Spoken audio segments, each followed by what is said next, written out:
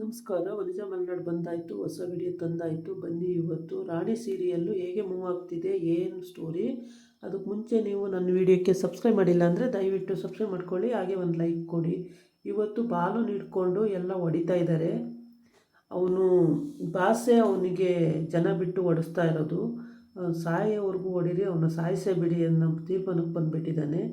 ಆದರೆ ಬಾಲ ಅಲ್ಲಿ ಮಾಡಿದ ತಪ್ಪೇನೂ ಇಲ್ಲ, ಏಕೆಂದರೆ ಅವ್ನು ಬಾಸ್ ಮಾಡ್ತಾ ಇರೋ ಕೇಡಿತನನ ಕಂಡಿಡ್ದಿದ್ದೆ ಅವನದು ದೊಡ್ಡ ತಪ್ಪು. ನನಗೆ ಬಾಲನ್ನ ಹಿಡ್ಕೊಂಡು ಅವ್ನ ಜನ ಬಿಟ್ಟು ಎಲ್ಲ ದುಡ್ಡು ಕೊಟ್ಟು ಹೊಡಿಸ್ತಾ ಇದ್ದಾನೆ. ಇದು ಯಾರಿಗೂ ಗೊತ್ತೇ ಆಗಿಲ್ಲ ಪಾಪ, ಅವ್ರ ಮನೇಲೇ ಇದ್ಕೊಂಡು ಆ ರೀತಿ ಮಾಡಿಸ್ತಾ ಇದ್ದಾನೆ.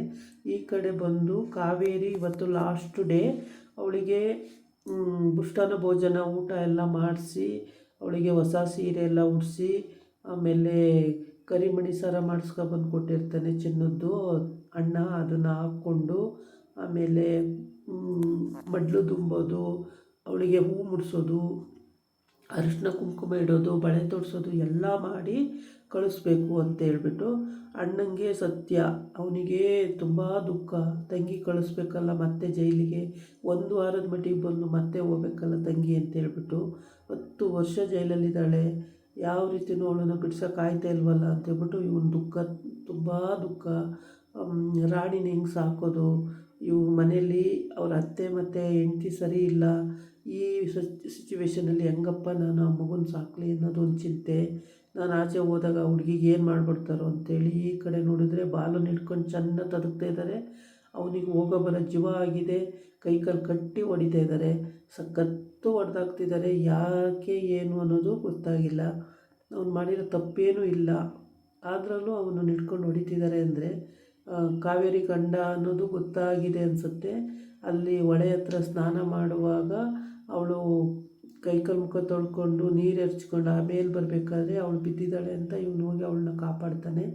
ಕಾಪಾಡಿ ರಾಣಿ ಅಲ್ಲಿ ಓಡಿ ಬಂದು ಅಮ್ಮ ಅಂತ ತಪ್ಕೊಂಡಾಗ, ಓ ರಾಣಿ ನನ್ನ ಮಗಳ, ಕಾವೇರಿ ನನ್ನ ಹೆಂಡತಿ ಅದೇ ರಾಣಿ ನನ್ನ ಮಗಳು ಅಂತ ಇವನು ತಿಳ್ಕೊಂಡಿರ್ತಾನೆ ಬಾಲ.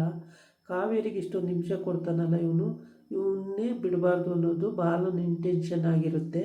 ಆದರೆ ಈ ವಿಷಯನ ಇವನು ಬೇರೆ ಕಡೆಯಿಂದ ತಿಳ್ಕೊಂಡು ಅವನಿಗೇ ಬಾಲಂಗೇ ಹಿಂಸೆ ಕೊಡ್ತಾನೆ. ಇವನು ಆ ಥರ ಮಾಡ್ತಿದ್ದಾನೆ.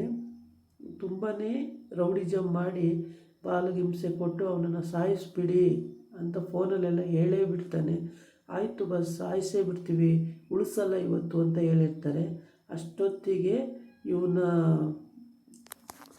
ತಂಗಿ ಅಲ್ಲಿಗೆ ಬರ್ತಾಳೆ. ತಂಗಿ ಬಂದಿಲ್ಲ ಅಂದರೆ ಸಾಯಿಸೇ ಬಿಡ್ತಿದ್ರು ಏನೋ. ತಂಗಿ ಬರಲಾಗಿ ಪಾಪ ಅವನ ಪ್ರಾಣ ಉಳ್ಕೊಳ್ಳುತ್ತೆ. ಇವನು ಫೋನ್ ಮಾಡಿ ಎಲ್ಲ ಹೇಳ್ಬಿಟ್ಟಿರ್ತಾನೆ ಸಾಯಿಸ್ಬಿಡಿ ಅಂತ ಹೇಳ್ಬಿಟ್ಟು. ತಂಗಿ ಅಲ್ಲಿಗೆ ಎಂಟ್ರಿ ಆದ ತಕ್ಷಣವೇ ಬಾಸ್ ತಂಗಿ ಬಂದ್ಬಿಟ್ಟಿದ್ದಾರೆ ಬಾಸ್ ಅಂತ ಹೇಳಿದಾಗ, ಅವಳು ಯಾಕೋ ಅಲ್ಲಿ ಬಂದಳು, ಅವಳು ಬಂದರೆ ಇನ್ನೂ ಸಾಯಿಸೋಕ್ಕಾಗಲ್ಲ ಕಣೋ, ಇನ್ನೇನು ಮಾಡೋಕ್ಕಾಗಲ್ಲ ಕಣೋ ಅಂತ ಏನು ಅರ್ಚ್ಕೋತಾನೆ ಕಿರ್ಚ್ಕೋತಾನೆ. ಆದರೆ ಇವಳು ಬಂದು ಇನ್ನೇನು ಚಾಕ್ ಹಾಕಬೇಕು ಅಷ್ಟೊತ್ತಿಗೆ ದೊಣ್ಣೆ ತಗೊಂಡು ಅದು ಹೊಡೆದು ಬಿಡ್ತಾಳೆ. ಚಾಕ್ ಕೆಳಗಡೆ ಬಿದ್ದೋಗುತ್ತೆ. ರೌಡಿಗಳೆಲ್ಲ ಆ ಕಡೆ ನೋಡ್ತಾರೆ. ಆಮೇಲೆ ಬಂದುಬಿಟ್ಟು ಬಾಲ ಅಂತೇಳ್ಬಿಟ್ಟು ಅವನನ್ನು ಇದು ಮಾಡ್ತಾಳೆ. ಆವಾಗ ಅವನೇ ಯಾರು ಅಂತಲೇ ಗೊತ್ತಿಲ್ಲ, ಅವನು ಫುಲ್ಲು ಸುಸ್ತಾಗೋಗಿರ್ತಾನೆ. ಅವಳು ಬಂದು ಬಿಡಿಸಿದ್ದು ಗೊತ್ತಿಲ್ಲ, ಅದೇನೂ ಗೊತ್ತಿಲ್ಲ ಪಾಪ. ಫುಲ್ಲು ಒದೆ ತಿಂದು ಫುಲ್ಲು ಸುಸ್ತಾಗ್ಬಿಟ್ಟಿದ್ದಾನೆ. ಇವಳು ಅವನನ್ನು ಬಿಡಿಸಿ ಮೋಸ್ಟ್ಲಿ ಹಾಸ್ಪಿಟ್ಲಿಗೆ ಕರ್ಕೊಂಡು ಹೋಗ್ತಾಳೆ ಅನಿಸುತ್ತೆ. ಆದರೆ ಈ ರೌಡಿಗಳೆಲ್ಲ ಜಾಗ ಖಾಲಿ ಮಾಡಿಬಿಡ್ತಾರೆ. ಅವ್ರ ಮುಖ ನೋಡ್ತಾಳಷ್ಟೇ.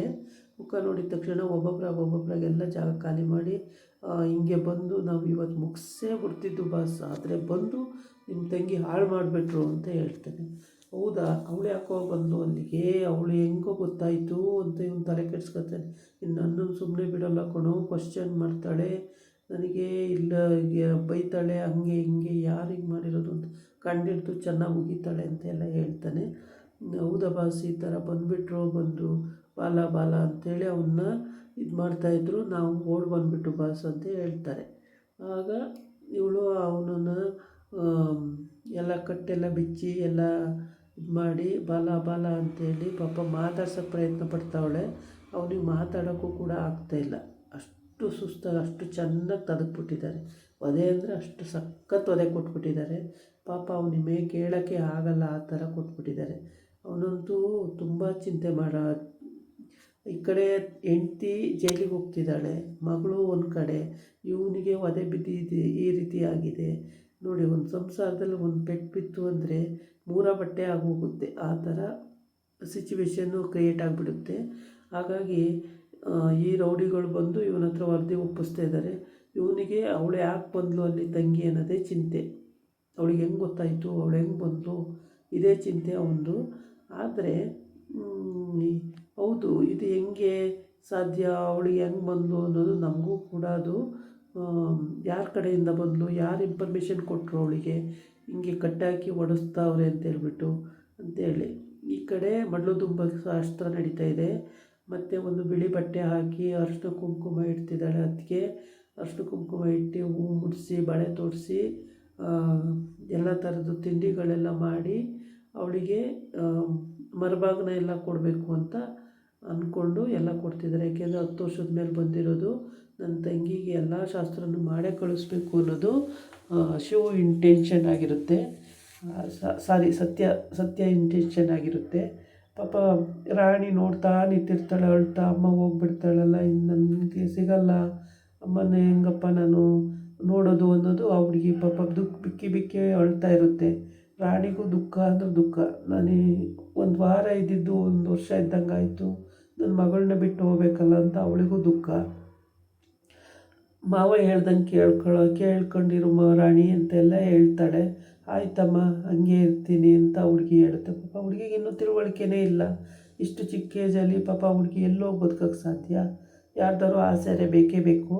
ಹಾಗಾಗಿ ಈ ಕಡೆ ಸತ್ಯ ಫ್ರೆಂಡು ಅವನು ಕೂಡ ಪಾಪ ಅದನ್ನೆಲ್ಲ ನೋಡಿಬಿಟ್ಟು ಅವನಿಗೂ ದುಃಖ ಬರುತ್ತೆ. ಅಯ್ಯೋ ದೇವರೇ, ಕಾವೇರಕ್ಕಂಗೆ ಅಂತ ಕೆಲಸ ಆಗೋಯ್ತು, ಯಾರು ಮಾಡಿದ್ದಕ್ಕೆ ಪಾಪ ಇವರು ಅನುಭವಿಸಂಗೆ ಮಾಡ್ಕೊಂಡ್ರಲ್ಲ, ಕೇಸ್ ಮೇಲೆ ಬಿದ್ದು ಯಾರೋ ಸಿಕ್ಸ್ಬಿಟ್ಟಿದ್ದಾರೆ ಚೆನ್ನಾಗಿ. ಪಾಪ ಅವ್ರನ್ನ ಕಾಪಾಡೋರು ಯಾರೂ ಇಲ್ಲ. ಅವ್ರ ಪರ ವಾದ ಮಾಡಿದ್ರಾರು ಗೆಲ್ಬೋದಿತ್ತು ಇಲ್ಲಿವರೆಗೆ. ಅವ್ರ ಪರ ವಾದನೆ ಯಾರೂ ಮಾಡಿಲ್ಲ ಅಂತ ಕಾಣುತ್ತೆ. ಹಾಗಾಗಿ ಪಾಪ ಅವ್ರು ಜೈಲಲ್ಲೇ ಇದ್ದಾರೆ ಅಂತೇಳ್ಬಿಟ್ಟು ಅವನು ಭಾಳ ನೊಂದ್ಕೊಂಡು ನೋಡ್ತಾ ಇರ್ತಾನೆ. ಅವನು ಪಾಪ ಹಿಂಸೆ ಪಟ್ಕೊಂಡು ನೋಡ್ತಾ ಇರ್ತಾನೆ. ಈ ಕಡೆ ಬಂದು ಅತ್ತೆ, ಒಂದೇ ವಾರ ನೀವು ಇದ್ದಿದ್ದು, 1 ವಾರದಲ್ಲೇ ನನಗೆ ಎಷ್ಟು ನೀವು ಖುಷಿ ಕೊಟ್ಟಿದ್ದೀರಾ ಅಂದರೆ, ನಿಮ್ಮನ್ನು ಮರಿಲಾರ್ದಷ್ಟು ಸಂತೋಷ ಕೊಟ್ಟಿದ್ದೀರ ಅತ್ತೆ, ನಿಮ್ಮನ್ನು ಮರೆಯೋಕ್ಕೆ ಸಾಧ್ಯನೇ ಇಲ್ಲ ಅತ್ತೆ ನನಗೆ. ನಿಜವಾಗ್ಲೂ ಅತ್ತೆ, ನೀವು ಜೈಲಿಗೆ ಹೋಗೋದು ಬೇಡ ಅತ್ತೆ, ಇಲ್ಲೇ ಇದ್ಬಿಡಿ ಅತ್ತೆ ಅಂತ ಹೇಳ್ತೈತಿ ಹುಡುಗ. ಇದು ಸತ್ಯನ ಮಗ. ಈ ಹುಡುಗ ಪಾಪ ತುಂಬ ಒಳ್ಳೆಯದು, ರಾಣಿಗೂ ಸಪೋರ್ಟ್ ಮಾಡುತ್ತೆ, ರಾಣಿನೂ ಚೆನ್ನಾಗಿ ನೋಡ್ಕೊಳ್ಳುತ್ತೆ, ಅತ್ತೆನೂ ಚೆನ್ನಾಗಿ ನೋಡ್ಕೊಳ್ಳುತ್ತೆ, ಅತ್ತೆ ಜೊತೆ ಎಲ್ಲ ಕಡೆ ಹೋಗುತ್ತೆ, ಎಲ್ಲ ಮಾಡುತ್ತೆ. ತುಂಬ ಒಳ್ಳೆ ಹುಡುಗ. ಆದರೆ ಇದ್ರ ತಂಗಿ ಕ್ರಿಮಿನಲ್ಲು, ಅವ್ರ ಅಮ್ಮನಂಗೆಯ. ಆ ಹುಡುಗಿ ಒಂದು ಚೂರು ಹೊಂದ್ಕೊಳ್ಳಲ್ಲ. ಆಮೇಲೆ ರಾಣಿ ಅಣ್ಣನ ನೋಡಿ ಅಳು ಬರುತ್ತೆ. ನಾನು ಅಳುಬೇಡ ಅಂತಾಳೆ, ಇವಳೇ ಅಳ್ತಾ ಇರ್ತಾಳೆ. ಆಮೇಲೆ ಹೋಗ್ಬಿಟ್ಟು ಅವಳು ದುಡ್ಡು ಜೈಲಲ್ಲಿ ಎಷ್ಟಿದೆ ಅಂತೇಳಿ ಗೊತ್ತಿಲ್ಲ, ಅಷ್ಟನ್ನು ತಂದು ಅಣ್ಣ ಇದನ್ನು ಇಟ್ಕೋ ಅಣ್ಣ, ನಿನ್ನ ಖರ್ಚಿಗೆ ಬೇಕಾಗುತ್ತೆ, ನನಗೆ ಅಲ್ಲಿ ಏನು ಖರ್ಚಿಲ್ಲ, ಇಟ್ಕೋ ಅಣ್ಣ ಅಂತ ಕೊಡೋಕೆ ಹೋಗ್ತಾಳೆ. ಬೇಡ ಅಮ್ಮ, ನಾನೇ ನಿನಗೆ ಕೊಡಬೇಕು, ನಿನ್ನ ಹತ್ರ ನಾನು ಇಸ್ಕೊಳ್ಳಲ್ಲ ಅಂತ ಅವನು ಹೇಳ್ತಾನೆ. ಇವ್ರಣ್ಣ ಹೇಳಿದಾಗ, ಇಲ್ಲ ಅಣ್ಣ ಇಟ್ಕೊ, ನೀನು ಖರ್ಚಿಗೆ ಬೇಕಾಗುತ್ತೆ ಇಟ್ಕೋ, ನಾನೇನು ಅಲ್ಲೇನೂ ಮಾಡೋಕ್ಕೋಗಲ್ಲ. ಇಲ್ಲಮ್ಮ, ಎಲ್ಲರೂ ಹೋಗ್ತಾ ದಾರಿಲಿ ದೇವಸ್ಥಾನದ ಉಂಡಿ ಸಿಕ್ಕಿದ್ರೆ ದೇವಸ್ಥಾನದ ಉಂಡಿಗೆ ಹಾಕಿ ಹೋಗ್ಬಿಡಮ್ಮ ಅಂತೇಳಿ. ರೀ ಏನು ರೀ ನೀವು ಹಿಂಗಂತ ಇದ್ದೀರಾ ಅಂಥೇಳಿ ಹೆಂಡ್ತಿ ಕೇಳ್ತಾ ಇರ್ತಾಳೆ. ಈ ಕಡೆ ರಾಣಿನೂ ಕೂಡ ಶಾಸ್ತ್ರ ಮಾಡ್ತಾ ಇರುತ್ತೆ ಅಮ್ಮಂಗೆ. ಅಕ್ಕಿ ಹಾಕೋದು, ಆರತಿ ಮಾಡೋದು ಎಲ್ಲ ಮಾಡುತ್ತೆ. ಪಾಪ ಅದು ಏನೂ ಗೊತ್ತಾಗಲ್ಲ, ಆದರೂ ಕೂಡ ಅದು ದುಃಖ ತಡಿಲಾರದೆ ಅಮ್ಮನಿಗೆ ನಾನು ಮಾಡ್ತೀನಿ ಅಂತ ಮಾಡುತ್ತೆ. ಆ ಕಡೆ ಸತ್ಯನೂ ಮಾಡ್ತಾನೆ. ಆಮೇಲೆ ಅವ್ರ ಅತ್ತಿಗೆ ಕೂಡ ಎಲ್ಲನೂ ಮಾಡ್ತಾಳೆ. ಎಲ್ಲ ಮಾಡಿ ಅವ್ರ ಅತ್ತಿಗೆ ಹೋದರೆ ಸಾಕು, ಇವಳು ಮಾಡಿ ಕಳಿಸ್ಬಿಡೋಣ ಅನ್ನೋ ಮೂಮೆಂಟಲ್ಲಿದ್ದಾಳೆ. ರಾಣಿ ಹೋಗದಿದ್ರೆ ಸಾಕಪ್ಪ ಅಂತ ಅವಳು ಕಾಯ್ತಾ ಇದ್ದಾಳೆ. ಹೀಗಾಗಿ ಪಾಪ ಅವ್ರ ದುಃಖನ ಯಾರ ಹತ್ರ ಹೇಳ್ಕೋಬೇಕು, ಅದೇ ಕಷ್ಟ. ಮಗಳ ಹತ್ರ ಹೇಳ್ಕೋಬೇಕು ಅಂದರೆ ಮಗಳಿಗಿನ್ನೂ ಅರ್ಥ ಆಗೋಲ್ಲ. ಈ ಕಡೆ ಹೋಗ್ತಾಳಲ್ಲ ಇವಳು, ನನ್ನ ಮಗಳಿಗೆ ಭಾಳ ಈಸಿ ಆಗುತ್ತೆ ಅಂತೇಳ್ಬಿಟ್ಟು ಇವ್ದು ಮೊಮ್ಮಗಳು ಮತ್ತು ಅಜ್ಜಿ ನಗ್ತಾ ಇರ್ತಾರೆ. ಏನು ಇವ್ರಿಗೆ ಖುಷಿ ಅವಳು ಹೋಗೋದು. ಇನ್ನೆಲ್ಲರಿಗೂ ದುಃಖ ಇದ್ದರೆ ಇವ್ರು 3 ಜನಕ್ಕೆ ಖುಷಿ ಹೋಗ್ಬಿಟ್ರೆ ಸಾಕು, ಇವಳು ಫಸ್ಟ್ ಇಲ್ಲಿಂದ ಕಾಲು ತೆಗೆದ್ರೆ ಸಾಕು ಮನೆಯಿಂದ ಅಂತ. ಏಕೆಂದರೆ ಮನೇನೂ ಬರ್ಸ್ಕೊಂಡಾಗೋಗಿದೆ, ಏನೂ ಉಳ್ಕೊಂಡಿಲ್ಲ. ರಾಣಿಗಾದರೂ ಮನೆ ಆಗೋದು, ರಾಣಿಗೂ ಮನೆ ಇಲ್ದಂಗೆ ಮಾಡಿಬಿಟ್ಟಿದ್ದಾಳೆ ಕಾವೇರಿ. ಅತ್ತಿಗೆಗೆ ಬರೆದು ಕೊಟ್ಬಿಟ್ಟಿದ್ದಾಳೆ. ಅತ್ತಿಗೆ ಮಗಳನ್ನು ಚೆನ್ನಾಗಿ ನೋಡ್ಕೊಳ್ಳಿ ಅನ್ನೋ ಮೂಮೆಂಟಲ್ಲಿ ಆ ರೀತಿ ಮಾಡಿದ್ದಾಳೆ. ಪಾಪ ಅವಳು ಮಗಳನ್ನು ಚೆನ್ನಾಗಿ ನೋಡ್ಕೊಳ್ಳಲ್ಲ, ಮಗಳನ್ನು ಕೇಳಿ ಕೈ ಕೊಡಬೇಕು ಅಂತ ಯೋಚನೆ ಮಾಡ್ತಿದ್ದಾಳೆ. ಇವಳು ಕಾವೇರಿ ಎಲ್ಲ ಮಣ್ಣು ತುಂಬಿದಾಯಿತು, ದೇವ್ರು ಜ್ಞಾನಿಸ್ಕೊಳ್ತಾ ಇದ್ದಾಳೆ. ದೇವ್ರನ್ನ ಕಾಪಾಡಪ್ಪ ದೇವರೇ, ಮತ್ತೆ ನಾನು ಆ ಜೈಲೆಲ್ಲ ಹೋಗಿರ್ಬೇಕಲ್ಲ, ಏನು ಮಾಡೋದು ಅಂತೇಳಿ ಯೋಚನೆ ಮಾಡಿಕೊಂಡು ಅಲ್ಲಿ ದೇವ್ರನ್ನ ಜಪ ಮಾಡ್ತಾ ಕಾಯ್ತಾ ಇದ್ದಾಳೆ. ಇಲ್ಲಿ ಈ ಕಡೆ ಅವ್ರ ಅಣ್ಣ ಪಾಪ ಗುಳೋ ಅಂತ ಅಳ್ತಿದ್ದಾನೆ, ರಾಣಿ ಒಂದು ಕಡೆ ಅಳ್ತಾ ಇದ್ದಾಳೆ, ಮತ್ತು ಅವ್ರ ಅಣ್ಣನ ಮಗ ಒಂದು ಕಡೆ ಅಳ್ತಿದ್ದಾನೆ, ಅವ್ರ ಅಣ್ಣನ ಫ್ರೆಂಡ್ ಒಂದು ಕಡೆ ಅಳ್ತಿದ್ದಾನೆ, ಎಲ್ಲರೂ ಒಂದೊಂದು ಕಡೆ ಅಳ್ತಿದ್ದಾರೆ. ಪಾಪ ಅವರು ದುಃಖ ಕೇಳೋಕ್ಕಾಗಲ್ಲ, ನೋಡೋಕ್ಕಾಗಲ್ಲ. ಅಂಥದ್ರಲ್ಲಿ ಇವಳಿಗಂತೂ ಅತ್ತಿಗೆಗೆ ಖುಷಿಯೋ ಖುಷಿ, ಹೆಂಗೋ ತೊಲಗ್ತಿದ್ದಾಳಲ್ಲ ಮನೆಯಿಂದ ಅಂತ. ಆಮೇಲೆ ಆ ಮಡ್ಲಕ್ಕಿ ಗಂಟನ್ನು ಇಟ್ಕೊಂಡು ಆ ದುಡ್ಡನ್ನು ತಂದು ಕೊಡೋಕ್ಕೆ ಹೋದಾಗ ಅವ್ರ ಅಣ್ಣ ಇಸ್ಕೊಳ್ಳೋದೇ ಇಲ್ಲ, ಯಾವ ಕಾರಣಕ್ಕೂ ಬೇಡಮ್ಮ ನನಗೆ ಅಂತಾನೆ. ಅದಕ್ಕೆ ಅಯ್ಯೋ ಲಕ್ಷ್ಮಿ ಬಂದಾಗ ಬೇಡ ಅಂತೀರಲ್ರಿ, ಬೇಜಾರು ಮಾಡ್ಕೊಳ್ಳಲ್ವೇನ್ರಿ, ಅಯ್ಯೋ ನೀವು ಬೇಡ ಅಂದರೆ ಏನು ಮಾಡೋಕ್ಕಾಗುತ್ತೆ, ತಗೋಬಾ ಇಲ್ಲಿ ನಾನು ಅಂತೇಳಿ ಕಿತ್ಕೊಂಡೇ ಬಿಡ್ತಾಳೆ. ಕಿತ್ಕೊಂಡಾಗ ಕಾವೇರಿ ನೋಡ್ತಾಳೆ, ಮುಖವ ನಗಾಡಿ ಸುಮ್ಮನಾಗ್ತಾಳೆ. ಆಯಿತು ಯಾರೋ ಒಬ್ರು ಕೈ ಸಿಕ್ತಲ್ಲ ಬಿಡು ಅಂತೇಳ್ಬಿಟ್ಟು. ಆಮೇಲೆ ಅಲ್ಲಿಂದ ಆಚೆಗೆಲ್ಲರೂ ಕರ್ಕೊಂಬರ್ತಾರೆ. ಪಾಪ ಎಲ್ಲರಿಗೂ ಹೇಳಿ ಮಾಡಿ ಅಲ್ಲಿಂದ ಹೊರಡ್ತಾಳೆ ಅವಳು. ಹೊರಟು ಕಾರಿಗೆ ಕೂತ್ಕೊಂಡಾಗಲೂ ಮಗಳಿಗೆ ಬುದ್ಧಿ ಹೇಳ್ತಲೇ ಇರ್ತಾಳೆ. ಚೆನ್ನಾಗಿ ಓದು ಮಗಳೇ, ಮಾವ ಹೇಳ್ದಂಗೆ ಕೇಳು, ಎಲ್ಲ ನೀನು ಹೆಂಗೆ ಓದ್ತೀಯ ನೋಡೋಣ, ದೊಡ್ಡ ವಿದ್ಯಾವಂತೆ ಆಗಬೇಕು ಮಗಳೇ ನೀನು, ಹಂಗೆಲ್ಲ ಹೇಳ್ತಾಳೆ. ಅವಳ ಆಸೆ ಏನೇನಿದೆಯೋ ಪಾಪ ಎಲ್ಲನೂ ಹೇಳ್ತಾಳೆ. ಎಲ್ಲ ಹೇಳಿದಾಗ ಆ ಹುಡುಗಿನೂ ಬಿಕ್ಕಿ ಬಿಕ್ಕಿ ಅಳುತ್ತೆ ರಾಣಿ. ಅಮ್ಮ ಅಮ್ಮ ಅಮ್ಮ ಅಮ್ಮ ಅಂತ. ಹೋಗಬೇಡಮ್ಮ ಅಂದ್ರೆ ಹೋಗಲೇಬೇಕು ಮಗಳೇ, ಇರೋಕ್ಕಾಗಲ್ಲ ರಾಣಿ, ನಾನು ಹೋದ್ರೇ ನೀನು ಆರಾಮಾಗಿರೋಕ್ಕಾಗೋದು, ಇಲ್ಲಾಂದರೆ ನಿನ್ನೂ ಆರಾಮಾಗಿರೋಕ್ಕೆ ಬಿಡಲ್ಲ, ಅಣ್ಣನೂ ಆರಾಮಾಗಿರೋಕ್ಕೆ ಬಿಡಲ್ಲ, ನಾನು ಹೋಗಲೇಬೇಕು ಮಗಳೇ ಅಂತೇಳಿ ಅವಳು ಹೇಳ್ತಾಳೆ. ಆಮೇಲೆ ಆ ದುಡ್ಡನ್ನು ಅದಕ್ಕೆ ಇಸ್ಕೋತಾಳೆ. ಇದಾಗಿತ್ತು ಇವತ್ತಿನ ವಿಡಿಯೋ.